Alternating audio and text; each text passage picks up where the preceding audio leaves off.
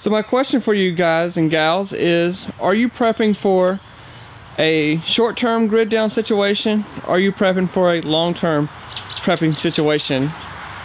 For my wife and I, we are prepping for, inflation, for food, things like that, but ultimately we think that if there were a grid down situation, that it would only be for 6 months or 8 months or something like that, even maybe just a few weeks. So we're not really prepping for a grid down situation that goes on for years.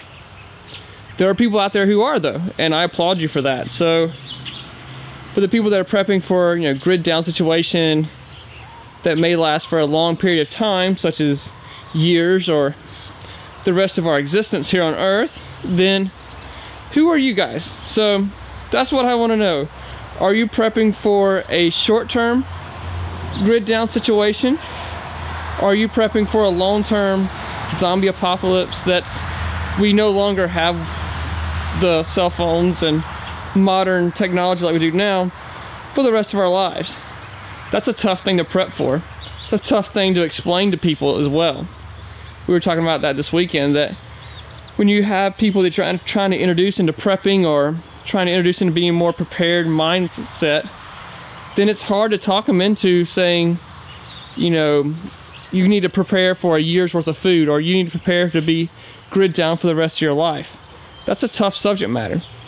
But if you talk to them about being prepared for 3 days, being prepared for a local grid down situation that they can revive 76 hours grid down situation, 3 days.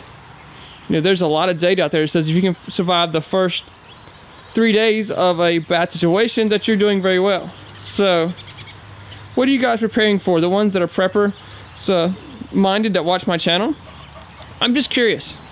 Are you prepping for a short-term grid down situation? What are you doing for those preps?